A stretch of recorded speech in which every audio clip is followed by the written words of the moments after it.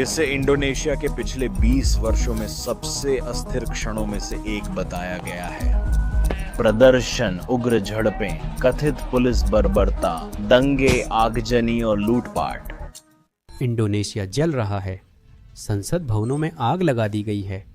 सड़कों पर विरोध की आवाजें गूंज रही हैं। पानी की तोपें आग से टकरा रही हैं। पत्थर दंगा रोधी ढालों पर बरस रहे हैं। जकार्ता कांप रहा है। जिंदगियां खो गई हैं, घर तबाह हो गए हैं और नेताओं की हवेलियां लूट ली गई हैं।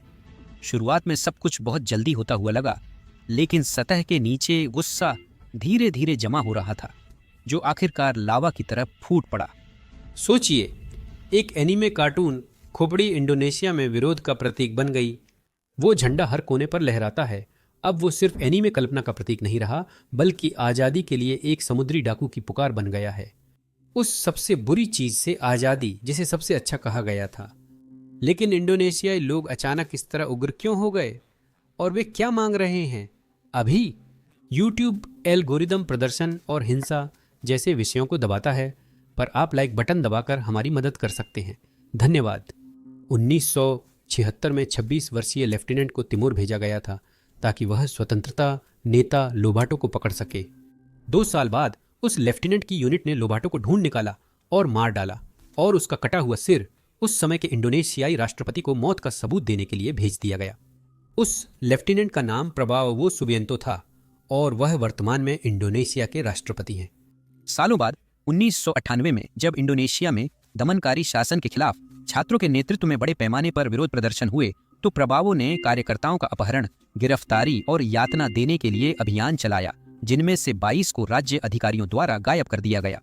लेकिन इससे उन्हें इंडोनेशिया का राष्ट्रपति बनने से नहीं रोका गया। 2024 में प्रबावो सुबियंतो इंडोनेशिया के 8वें राष्ट्रपति बने।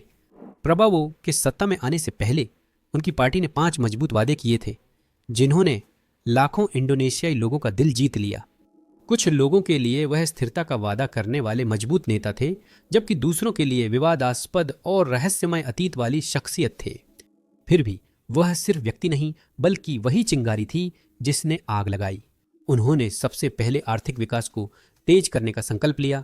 इंडोनेशिया के विशाल प्राकृतिक संसाधनों का उपयोग करके और नई उद्योगों को बढ़ावा देकर इसे 5% से 8% तक ले जाने का वादा किया। उन्होंने इंडोनेशिया को खाद्य में आत्मनिर्भर बनाने और आयातों पर निर्भरता खत्म करने का वादा किया। रक्षा मंत्री रहते हुए प्रबोवो ने विवादास्पद फूड एस्टेट परियोजना शुरू की, जिसमें दलदलों को कसावा की खेती के लिए साफ किया गया। अब उन्होंने चावल, मक्का और सोयाबीन के लिए 30 लाख हेक्टेयर जमीन बढ़ाने का वादा किया। अगर तुलना करें तो यह बेल्जियम के आकार के बराबर है।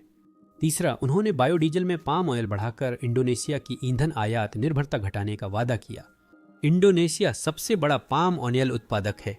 उनका लक्ष्य 2025 तक मिश्रण 35% से बढ़ाकर 50% करना है।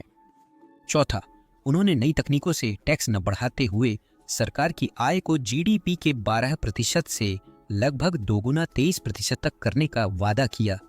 और अंत में सबसे बड़ा व भावनात्मक वादा, 28 अरब डॉलर का मुफ्त पौष्टिक भोजन कार्यक्रम, जिसका लक्ष्य 8.3 करोड़ बच्चों व गर्भवती महिलाओं को खाना देना है।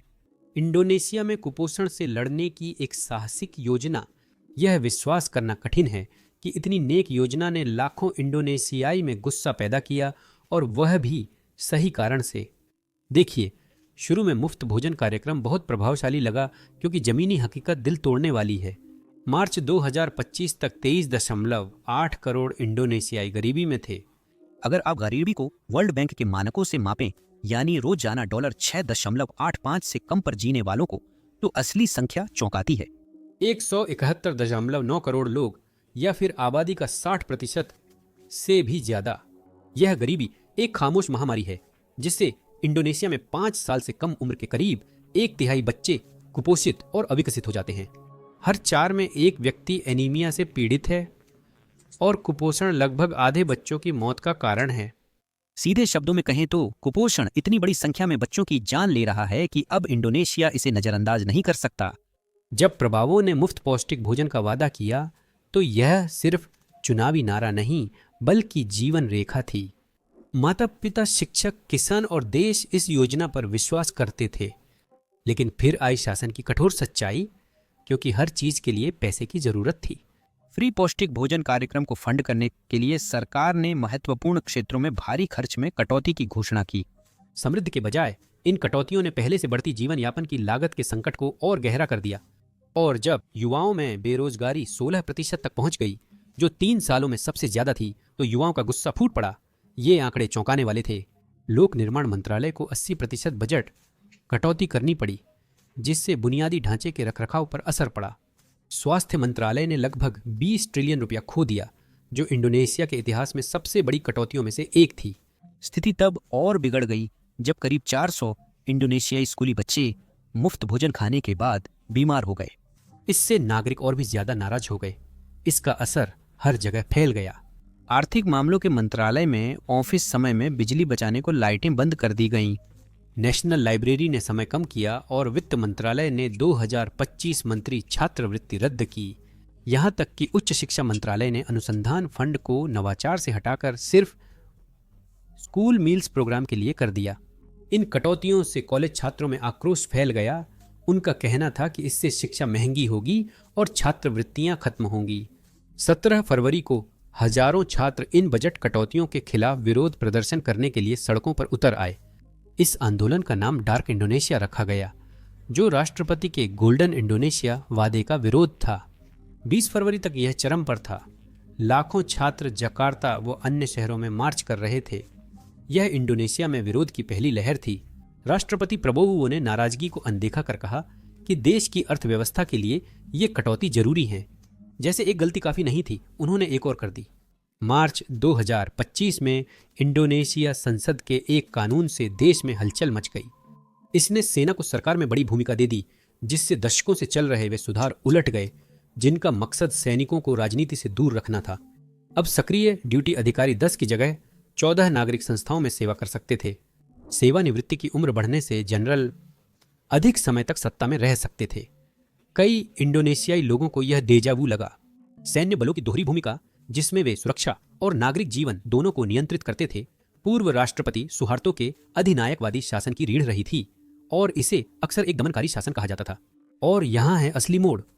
सुहार्तो के पूर्व दामाद प्राबो, जिन पर शासन के अंतिम दिनों में कार्यकर्ताओं का अपहरण करने का आरोप लगा था, आज इंडोनेशिया के राष्ट्रपति हैं। अपनी सैन्य सेवा के दौरान प्राबो की यूनिट ने पूर्वी तिमोर के स्वतंत्रता नेता निकोलाउ लोबोटो को गिरफ्तार कर मार डाला। उसका कटा हुआ सिर उस समय के राष्ट्रपति सुहार्तो को भेजा गया था।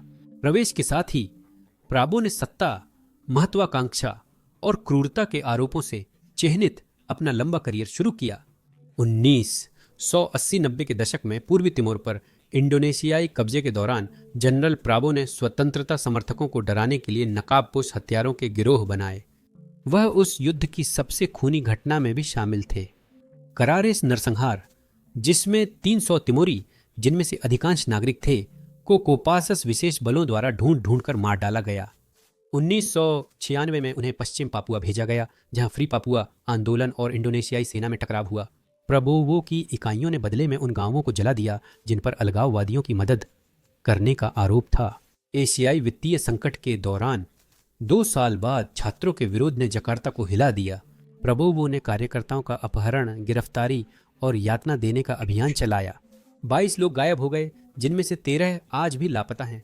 सुहार्तो के सत्ता छोड़ने के बाद अपहरणों में शामिल होने पर प्रबोवो को सेना से हटा दिया गया। कई सालों तक अमेरिका ने भी उन्हें देश में आने नहीं दिया, जबकि उसने पहले प्रशिक्षण दिया था। और फिर भी दशकों बाद अब वे उसी राष्ट्रपति भवन से शासन करते हैं, जहां हर गुरुवार परिवार अभी भी मोमबत्ती जलाकर जागरण के लिए इकट्ठा होते हैं। वे न्याय की प्रतीक्षा करते हैं। वे लापता लोगों की वापसी की प्रतीक्षा करते हैं। प्रभुओं के काले और विवादास्पद इतिहास और इंडोनेशिया के अधिनायकवादी अतीत से जुड़ाव के कारण कई लोगों ने उनके उदय को सुधार नहीं, पतन माना। सुहार्तो युग के लोकतंत्र आंदोलनों के नेताओं के लिए यह नई शुरुआत नहीं, बल्कि पुराने भूतों की वापसी थी। सैकड़ों कार्यकर्ता संसद के बाहर विरोध में डटे रहे और चेतावनी दी कि इंडोनेशिया तानाशाही की ओर लौट रहा है। गुस्से के संकेत साफ थे। करोड़ों इंडोनेशियाई पहले से ही नाराज थे। समझदार सरकार उन्हें शांत करती, लेकिन इंडोनेशिया ने उल्टा किया। अगस्त 2025 में स्थानीय सरकार ने संपत्ति कर बढ़ाया, जिससे लोगों में गुस्सा बढ़ गया। पूरे इंडोनेशिया में विरोध की लहर उठी, जो राष्ट्रपति प्रभावो सुबियांतो के नए प्रशासन की सबसे बड़ी और खतरनाक चुनौतियों में से एक थी। सेंट्रल जावा के पाती में गुस्सा फूट पड़ा। 13 अगस्त को हजारों किसान एक चौंकाने वाली नीति के विरोध में मार्च निकले। उनकी जमीन और भवन कर, जिसे PBBP2 कहते हैं, अचानक 250% से ज्यादा बढ़ गया। 2024 में उन्होंने सिर्फ 1,79,000 रुपये चुकाए। 2025 में टैक्स बिल 13 लाख रुपया आ गया। संशोधन के बाद भी परिवार पहले से 3-4 गुना ज्यादा टैक्स दे रहे थे। ईंधन और खाने की महंगाई से परेशान किसानों के लिए यह अब बर्दाश्त से बाहर था।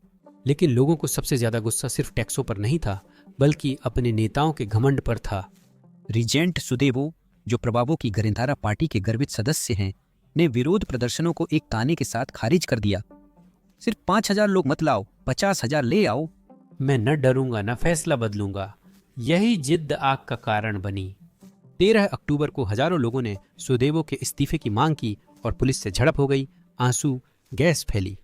64 लोग घायल हो गए। आखिरकार सुदेवो ने पीछे हटते हुए घोषणा की कि टैक्स 2024 के स्तर पर वापस आ जाएगा और पैसे लौटाने का वादा किया। लेकिन तब तक बहुत देर हो चुकी थी। पाती के लोगों के लिए भरोसा खत्म हो चुका था। वे उसे हटाना चाहते थे। और ये सिर्फ पाती की बात नहीं थी। दक्षिण सुलावेसी के बोन रीजेंसी में संपत्ति कर 300% तक बढ़ गया, जिससे छात्रों का विद्रोह भड़क उठा। पश्चिम जावा के करीबान में 150% से 1000% तक बढ़ोतरी के कारण हजारों लोग सड़कों पर आ गए। जाम्बोंग और सेमारोंग में गुस्सा इतना बढ़ा कि गृह मंत्रालय को हस्तक्षेप कर स्थानीय सरकारों से लोगों पर दबाव कम करने को कहना पड़ा। विश्लेषकों ने साफ तौर पर बताया, यह सिर्फ स्थानीय लालच नहीं था। जकार्ता द्वारा क्षेत्रीय सरकारों को ट्रांसफर कम करने के कारण रीजेंट्स और मेयरों के पास जीवित रहने के लिए टैक्स बढ़ाने के अलावा कोई और विकल्प नहीं था। केंद्रीय फंडिंग के गिरने से बोझ सीधे आम नागरिकों पर आ गया था। सिर्फ कुछ ही दिन बाद 17 अगस्त 2025 को इंडोनेशिया ने डच उपनिवेशवादी शासन से स्वतंत्रता के 80 साल पूरे होने का जश्न मनाया। हर स्वतंत्रता दिवस लोग गर्व से तिरंगा लहराकर जश्न मनाते हैं। इस साल भी झंडे दिखे, पर वे इंडोनेशियाई नहीं थे। एकता की परेड के बजाय देश भर में एक अजीब और अप्रत्याशित झंडा लहराने लगा। एक समुद्री डाकू का झंडा, और वो भी कोई साधारण समुद्री डाकू का झंडा नहीं था। पुआल की टोपी पहने खोपड़ी और हड्डियों का निशान, जिसे जापानी एनिमे वन पीस ने मशहूर किया। इस सीरीज में मंकी डी लूफी का झंडा है, जो समुद्री डाकुओं का राजा बनने का सपना देखता है। यह झंडा आशा, स्वतंत्रता और विद्रोह का प्रतीक है। इंडोनेशिया में इसका अर्थ बदल गया। मेरा पुती इंडोनेशिया के गर्वीले लाल और सफेद राष्ट्रीय झंडे के नीचे लहराते हुए स्ट्रॉ हैट खोपड़ी विरोध का प्रतीक बन गई। बढ़ती कीमतों, भारी बेरोजगारी और एक ऐसी सरकार के खिलाफ जिसे अब तानाशाही और अयोग्य माना जाने लगा था, यह व्यंग्यात्मक विरोध का नारा बन गया। यह छोटे स्तर पर शुरू हुआ। ट्रक चालकों ने ओवरवेट वाहनों पर नए नियमों का विरोध किया। अगर यह वहीं खत्म हो जाता तो शायद इसे भुला दिया जाता। लेकिन फिर बजट में कटौती आई, फिर बड़े पैमाने पर छंटनी हुई, और फिर सैन्य शक्ति बढ़ाने वाला कानून आया, और अचानक झंडा जंगल की आग की तरह फैल गया। यह हर जगह दिखता है। घरों पर पेंट, मोटरसाइकिलों पर चिपका, नावों पर लटका, कारों पर लहराता, और रैलियों में राष्ट्रीय ध्वज के पास भी लहराया जाता है। युवाओं के लिए यह व्यंग्य है, गरीबों के लिए यह बगावत है। बाकी सभी को अब साफ संदेश है कि इंडोनेशिया अब बर्दाश्त नहीं करेगा। आंकड़े भी इसका समर्थन करते हैं। युवाओं में बेरोजगारी 16% है, जो दक्षिण एशिया में सबसे ज्यादा है। सर्वे में पाया गया कि सिर्फ 58% युवा इंडोनेशियाई सरकार के आर्थिक भविष्य को लेकर आशावादी थे, जबकि पड़ोसी देशों में यह 75% था। विदेशी निवेशक देश छोड़ रहे हैं, परिवार संघर्ष कर रहे हैं, और खुद उम्मीद भी खत्म होती जा रही है। अगस्त मध्य तक यह गुस्सा मुख्यतः ऑनलाइन ही था। हैशटैग्स ट्रेंड हुए, वीडियो वायरल हुए, और नाराजगी डिजिटल दीवारों पर गूंजती रही। लेकिन सड़कों पर कहीं कहीं बिखरे हुए छात्र समूह थे, कहीं मजदूर यूनियनें थीं, जबकि ज्यादातर आम लोग दूरी बनाए हुए थे। और फिर आई वो बेइज्जती जिसने गुस्से को आग में बदल दिया। जब गरीब लोग सरकार की मुफ्त भोजन योजना से थोड़ा खाना पाने के लिए कतार में थे, यहाँ तक कि जब परिवार अपने बच्चों को, जैसे छोटी राया को, दफन कर रहे थे, सांसदों ने चुपचाप खुद को 50 मिलियन रुपया मासिक आवास भत्ता दे दिया, यानी हर महीने लगभग $3000 अतिरिक्त। अगर तुलना करें तो इंडोनेशिया की प्रति व्यक्ति जीडीपी सालाना लगभग $4,900 है। वह एकल भत्ता जकार्ता की न्यूनतम मासिक मजदूरी से लगभग 10 गुना अधिक है। गरीब प्रांतों में यह औसत कर्मचारी की तनख्वाह से 20 गुना ज्यादा है। निगरानी समूहों के मुताबिक कुछ सांसद अब लगभग 2.3 करोड़ रुपए महीना कमा रहे हैं, जो लगभग $14,000 है। अधिकांश इंडोनेशियाई लोगों के लिए असली परेशानी संख्या नहीं बल्कि अंतर था।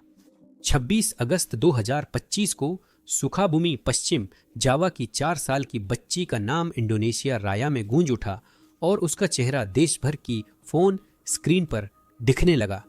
राया की मौत सेप्सिस से हुई, जिसे कुपोषण, बौनापन, तपेदिक और मेनिंजाइटिस ने गंभीर बनाया था। ये हालात सरकार की कमजोर मुफ्त भोजन योजना से और खराब हुए। उसकी कहानी वायरल हो गई। उसकी मौत एक देश के टूटे हुए वादों का प्रतीक बन गई और वह अकेली नहीं थी। मध्य जावा में उसी महीने कम से कम 365 बच्चों को यही हाल झेलना पड़ा। लैब टेस्ट में खराब सामग्री, सफाई और ओवरलोड सिस्टम सामने आया। जब सांसद अपनी तनख्वाह में उन भत्तों को जोड़ रहे थे जो ज्यादातर इंडोनेशियाई लोगों की सालों की कमाई से भी ज्यादा थे, तब बच्चे उस दूषित खाने से मर रहे थे जो उन्हें बचाने के लिए दिया गया था। राया का नाम सुनते ही शांत गुस्सा पूरी तरह से गुस्से में बदल गया। यह सिर्फ निराशा नहीं थी, यह विश्वासघात था। प्रभावों की सरकार ने लोगों से वादा किया था कि यह कार्यक्रम बिना टैक्स बढ़ाए, बिना जरूरी सेवाओं में कटौती किए लागू किया जाएगा। यह उसकी हिम्मत थी, उसका घमंड था।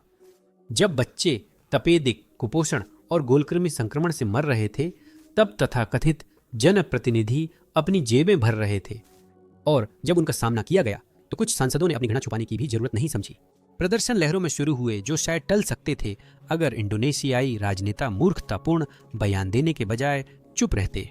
एक को यह कहते हुए उद्धृत किया गया था, हमें आम लोगों से मत तुलना करो।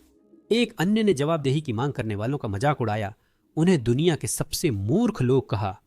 शासक वर्ग ने साफ कर दिया कि लोकतंत्र अब जनता नहीं, ताकतवरों का है, जैसा कई इंडोनेशियाई पहले से डरते थे। असल में इंडोनेशिया में जो विद्रोह हो रहा है वह सिर्फ मुफ्त स्कूल भोजन, बढ़ते संपत्ति कर या भ्रष्ट राजनेताओं के बारे में नहीं है। ये उससे कहीं गहरी चीज, असमानता के बारे में है। इंडोनेशिया में मध्यम वर्ग सालों से बढ़ती लागत और स्थिर वेतन के कारण सिकुड़ रहा है। सरकार कहती है कि देश का गिनी गुणांक बेहतर हुआ है, लेकिन हकीकत इससे ज्यादा सख्त है। इंडोनेशिया दक्षिण पूर्वी एशिया के सबसे असमान देशों में है, जिसे एक ऑक्सफैम रिपोर्ट ने उजागर किया। इंडोनेशिया संपत्ति असमानता में दुनिया में 6ठे नंबर पर है। 4 सबसे अमीर लोग इंडोनेशिया के 10 करोड़ सबसे गरीब लोगों से ज्यादा संपत्ति रखते हैं। गरीबों के लिए रोजमर्रा की जिंदगी सिर्फ जिंदा रहने का एक चक्र है। कम वेतन, नौकरी की असुरक्षा और लगातार बढ़ती कीमतों के कारण परिवार और भी ज्यादा गरीबी में धकेले जा रहे हैं। ऊंची फीस और व्यवस्था की बाधाओं के कारण शिक्षा कई लोगों की पहुंच से बाहर है, लेकिन फिर भी लोग शांतिपूर्वक विरोध कर रहे थे। इंडोनेशिया की राष्ट्रीय सशस्त्र बलों के कानून की नई पुष्टि को हटाने, संपत्ति करों को कम करने और नए हाउसिंग भत्तों को हटाने की मांग कर रहे थे। वे मार्च और रैली कर रहे थे। गुस्सा तेज था पर काबू में था। लेकिन फिर एक और चिंगारी वाली घटना घटी जिसने इस विरोध को एक आंदोलन में बदल दिया। देखिए, 27 अगस्त को विरोध पश्चिम कालीमंतान प्रांत तक पहुंच गया।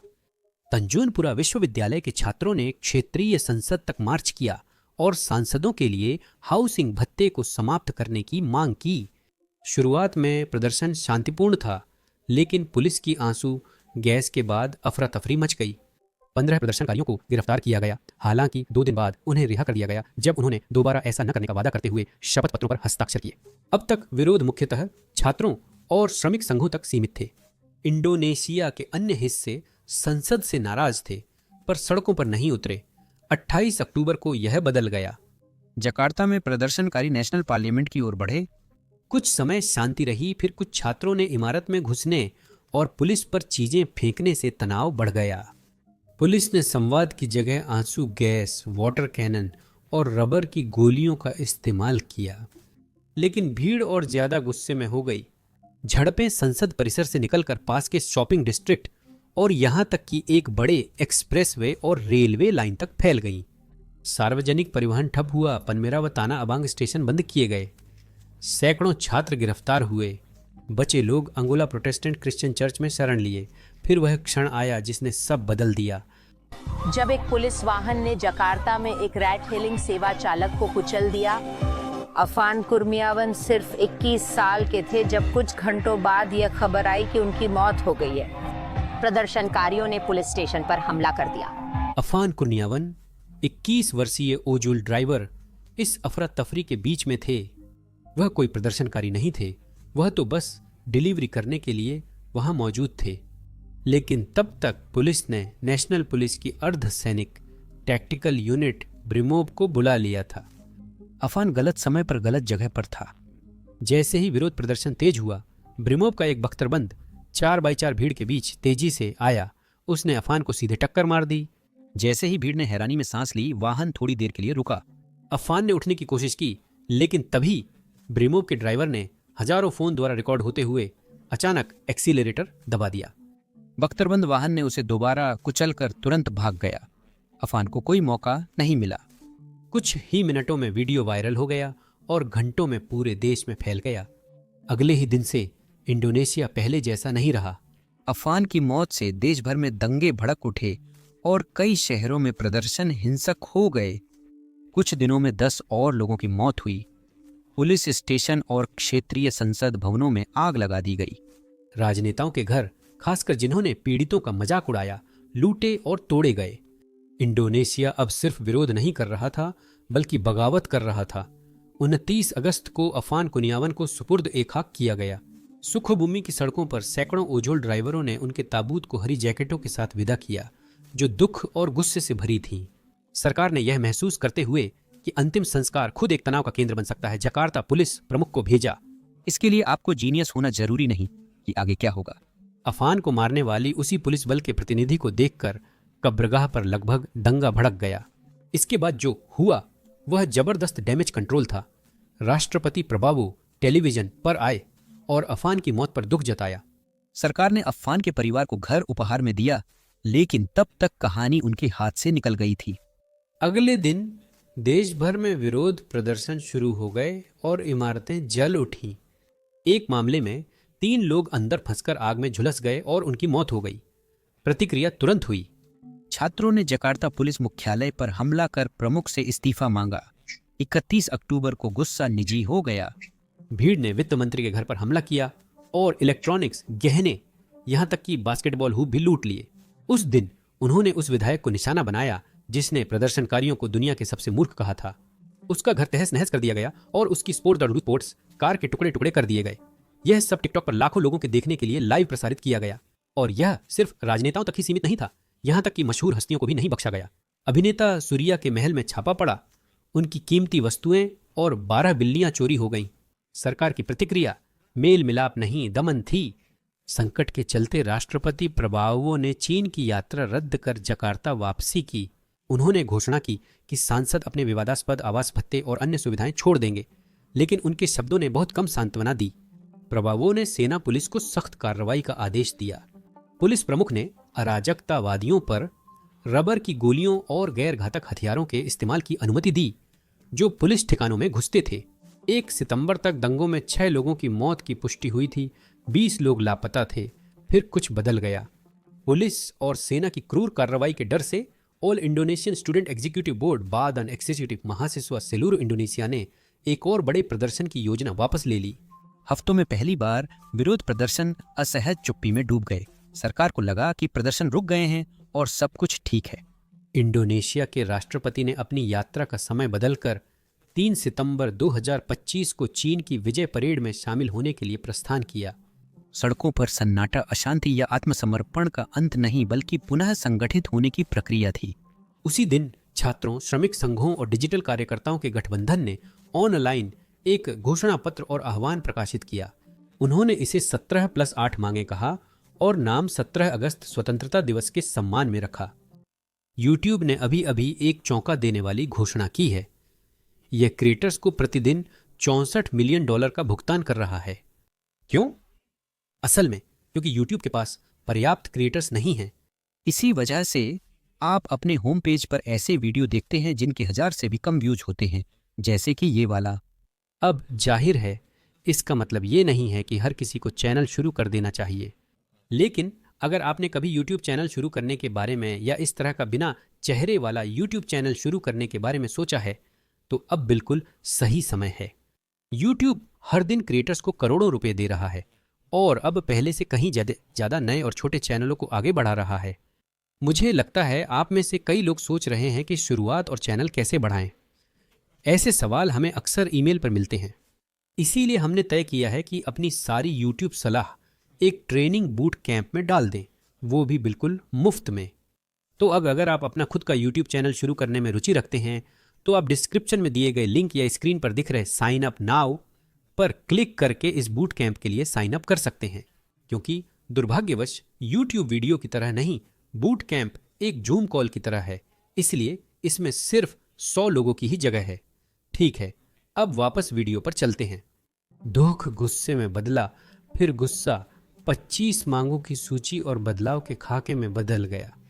मांगे साफ थीं, राष्ट्रपति से सैन्य बलों को नागरिक जीवन से हटाना, प्रदर्शनकारियों को अपराधी घोषित करना बंद करना और अफान कोनेवान, उमर अमर उद्दीन व अन्य मृतकों की स्वतंत्र जांच शुरू करना, डीपीआर यानी प्रतिनिधि सभा के लिए अपनी खुद की वेतन और भत्तों में बढ़ोतरी को रोकें, नई सुविधाएं और पेंशन रद्द करें, बजट जनता के लिए खोलें और भ्रष्टाचार विरोधी आयोग को पद दुरुपयोग करने वाले सांसदों की जांच करने दें, राजनीतिक पार्टियों के लिए घमंडी कार्यकर्ताओं को अनुशासित करें, जनता के प्रति सच्ची प्रतिबद्धता दिखाएं, नागरिक समाज में छात्रों के साथ खुला संवाद करें, पुलिस सभी हिरासत में लिए लोगों को रिहा करे, हिंसक प्रदर्शन रोकें और जिम्मेदार कमांडरों पर मुकदमा चलाएं, सेना के लिए बैरकों में वापस लौटें, पुलिस की तरह काम करना बंद करें, नागरिक जीवन से दूर रहने की प्रतिबद्धता जताएं। आर्थिक मंत्रालयों को शिक्षकों, स्वास्थ्य कर्मियों, ड्राइवरों व मजदूरों के सम्मानजनक वेतन की गारंटी दें। सामूहिक छंटनी को रोकें, आउटसोर्सिंग और वेतन प्रणाली को सुधारने के लिए यूनियनों के साथ बैठकर चर्चा करें। ये फुसफुसाहटें नहीं थीं, ये जकार्ता, सुराबाया, मकासर मैदान की सड़कों से गूंजती हुई मांगें थीं। लोग तुरंत कार्रवाई चाहते हैं, लेकिन 17+8 आंदोलन यही नहीं रुका। तत्काल मांगों से आगे बढ़ते हुए उन्होंने 1 साल में पूरी होने वाली 8 बड़े सुधारों की घोषणा की। 1. संसद की सफाई। 2. राजनीतिक दलों में सुधार करें, न्याय संगत कर प्रणाली बनाएं। संपत्ति जब्ती सहित असली भ्रष्टाचार विरोधी कानून बनाएं। 5. पुलिस को मानवीय और पेशेवर बनाएं। 6. सेना को हमेशा बैरकों में भेजें। 7. स्वतंत्र निगरानी और मानवाधिकार संस्थाएं मजबूत करें, आर्थिक व श्रम नीतियों में स्थायी सुधार करें। सितंबर आते आते आंदोलन सिर्फ एएफएन या संसदीय लालच तक सीमित नहीं रहा। जकार्ता की सड़कों पर अब छात्रों, कार्यकर्ताओं और प्रमुख श्रमिक संघों के नारे गूंजने लगे थे। कोएलिशन ऑफ लेबर यूनियंस और लेबर पार्टी के नेतृत्व में प्रदर्शनकारी राजधानी में विस्फोटक मांगों के साथ इकट्ठा हुए और सबसे बड़ी मांग थी आउटसोर्सिंग खत्म करना। लाखों इंडोनेशियाई सालों से थर्ड पार्टी एजेंसियों के जरिए शॉर्ट टर्म कॉन्ट्रैक्ट्स में फंसे हैं, जिससे उनकी सुरक्षा, स्थिरता और गरिमा छिन जाती है। उन्होंने इसे रोकने की मांग की। उन्होंने उच्च न्यूनतम वेतन, छंटनी पर रोक और श्रम करों में सुधार की मांग की, जिससे संघर्ष कर रहे श्रमिकों को राहत मिले। और जकार्ता अकेला नहीं था, देश भर के अन्य शहरों में भी इसी तरह के विरोध प्रदर्शन हुए। एक ऐसी लहर जिसने यह स्पष्ट कर दिया कि यह सिर्फ राजधानी का आंदोलन नहीं था। राष्ट्रपति प्रभावों ने संतुलित संदेश प्रसारित किया। एक तरफ उन्होंने घोषणा की कि संसद ने आवास भत्तों को कम करने और महंगे विदेशी दौरों में कटौती करने पर सहमति जताई है, लेकिन उन्होंने इंडोनेशियाई सशस्त्र बल कानून में सुधार पर चुप्पी साधी। उन्होंने वादा किया कि अफान की हत्या की जांच होगी और दोषियों को न्याय के कटघरे में लाया जाएगा। लेकिन उनकी चेतावनी भी उतनी ही स्पष्ट थी। उन्होंने कहा कि उनकी सरकार शांतिपूर्ण सभा का सम्मान करेगी, लेकिन लूटपाट और दंगे को उन्होंने आतंकवाद और देशद्रोह से कम नहीं बताया। पुलिस और सेना को उनका आदेश बिल्कुल सख्त था, सार्वजनिक संपत्ति के विनाश और लूट पर सख्त कार्रवाई करें, और उन्होंने यही किया। देश भर में 3000 से ज्यादा लोग गिरफ्तार या हिरासत में, सैकड़ों घायल, कम से कम 20 लापता। बांडुंग जैसे शहरों में आंसू गैस और रबर की गोलियां आम हो गई हैं, जहां 2 विश्वविद्यालयों के पास हुए विरोध प्रदर्शन अराजकता में बदल गए। अंतर्राष्ट्रीय चिंता बढ़ी है। संयुक्त राष्ट्र ने बल प्रयोग की स्वतंत्र जांच मांगी है। ह्यूमन राइट्स वॉच ने इंडोनेशियाई अधिकारियों पर विरोध को देशद्रोह बताकर गैर जिम्मेदाराना व्यवहार का आरोप लगाया। यह इंडोनेशिया द्वारा अपने लोगों पर हुए अत्यधिक बल और हिंसा के इतिहास की याद दिलाता है। अमेरिका, ऑस्ट्रेलिया, फ्रांस और कनाडा के दूतावासों ने यात्रा चेतावनियां जारी की हैं। नागरिकों से कहा गया है सड़कों से दूर रहें, भीड़ से दूर रहें। ऑस्ट्रेलिया, जापान, जर्मनी समेत अन्य देशों में इंडोनेशियाई प्रवासी 17+8 तख्तियों के साथ खुलेआम विरोध कर रहे हैं और अपने लोगों का समर्थन कर रहे हैं। इंडोनेशिया के राष्ट्रपति ने घातक विरोध के बाद 5 मंत्रियों का त्वरित फेरबदल किया। 5 मंत्रियों ने नौकरी गंवाई, जिनमें पूर्व अंतरराष्ट्रीय मुद्राकोष कार्यकारी निदेशक और वित्त मंत्री भी हैं। IMF और वर्ल्ड बैंक के प्रबंध निदेशक और बूदी गुनावन जो राजनीति और सुरक्षा के लिए समन्वय मंत्री हैं। प्रभावो को डिपॉजिट इंश्योरेंस कॉरपोरेशन के चेयरमैन के रूप में इंडोनेशिया के सबसे लंबे समय तक सेवा देने वाले वित्त मंत्री की जगह चुना गया। प्रभावो ने सहकारिता, युवा, खेल और प्रवासी श्रमिक सुरक्षा मंत्रियों को भी हटा दिया। देश का विश्वास अनिश्चित है क्योंकि लोग सरकार या उसके वादों पर भरोसा नहीं कर रहे हैं। जो विरोध प्रदर्शन कभी पागलपन लगते थे, वे आखिरकार शांत होने लगे। मैंने पागलपन कहा क्योंकि अमेरिका सहित विदेशी दूतावासों ने भी चेतावनियां जारी की थीं। टिकटॉक ने 100 मिलियन इंडोनेशियाई यूजर्स के चलते डिजिटल विवाद से बचने को लाइव स्ट्रीमिंग सस्पेंड कर दी और यह 17,000 द्वीपों में फैले 28 करोड़ लोगों के देश का गुस्सा था। दरअसल बाली भी इससे अछूता नहीं रहा। पर्यटकों और मंदिरों का द्वीप युद्ध का मैदान बन गया, जहां छात्रों और बाइक चालकों ने पुलिस मुख्यालय पर हमला किया। अब कई लोग सवाल उठा रहे हैं कि क्या बाहरी ताकतों ने इन विरोध प्रदर्शनों को हवा दी और जनता के गुस्से को सरकार के खिलाफ मोड़ दिया। इंडोनेशिया ने हाल के वर्षों में अमेरिका और चीन के बीच संतुलन साधने की कोशिश की है। सच है कि इंडोनेशिया का चीनी निवेश और सरकारी दौरों की ओर झुकाव दिखाता है कि सरकार चीन समर्थक है। इसे अमेरिका और अन्य देशों के लिए एक रणनीतिक कमी के रूप में देखा जाता है। राष्ट्रपति प्रभावो ने चीन को अपनी पहली विदेशी द्विपक्षीय यात्रा बनाया। इसका परिणाम चीन और इंडोनेशिया के बीच $10 बिलियन तक के समझौतों के रूप में हुआ, जो मुख्य रूप से ग्रीन एनर्जी और टेक्नोलॉजी पर केंद्रित थे। 2022 तक मानवाधिकार उल्लंघन के आरोपों के चलते राष्ट्रपति प्रभावो पर अमेरिका में प्रवेश प्रतिबंधित था। इंडोनेशिया की कोपासिस स्पेशल फोर्स में उनके समय के कारण 1998 में उन्हें सेना से जबरन बर्खास्त किया गया। हालांकि यह प्रतिबंध हट गया जब राष्ट्रपति जोको विडोडो ने सुबियांतो को रक्षा मंत्री बनाया और 2020 में उन्हें वाशिंगटन बुलाया गया। ट्रंप प्रशासन में वाशिंगटन सुबियांतो की दूसरी आधिकारिक राष्ट्रपति यात्रा का गंतव्य चीन के बाद नवंबर 2024 में था। यह बताता है कि इंडोनेशिया चीन और अमेरिका दोनों के लिए क्षेत्र में अहम खिलाड़ी है। इंडोनेशिया इंडो पैसिफिक महासागरों के बीच है, जो वैश्विक व्यापार की जीवन रेखा है। मलक्का और सुंडा जलडमरू मध्य पूर्वी एशिया के अधिकांश परिवहन के लिए जरूरी हैं। ये दक्षिण चीन सागर पर नियंत्रण के लिए भी अहम हैं। इंडोनेशिया की सभी प्रमुख शक्तियों से अच्छे संबंध हैं, जिससे बाहरी हस्तक्षेप की संभावना कम है। इंडोनेशिया में जो भी हो रहा है वह सरकार की नीतियों की गलती और विफलता है। जैसा कि हमने देखा, आंकड़े इसे साबित करते हैं। आगे क्या होगा? क्या राष्ट्रपति सरकार बचा पाएंगे, या क्या हम नेपाल, श्रीलंका और बांग्लादेश की तरह एक और तख्ता पलट देखेंगे? इसका जवाब तो समय ही देगा।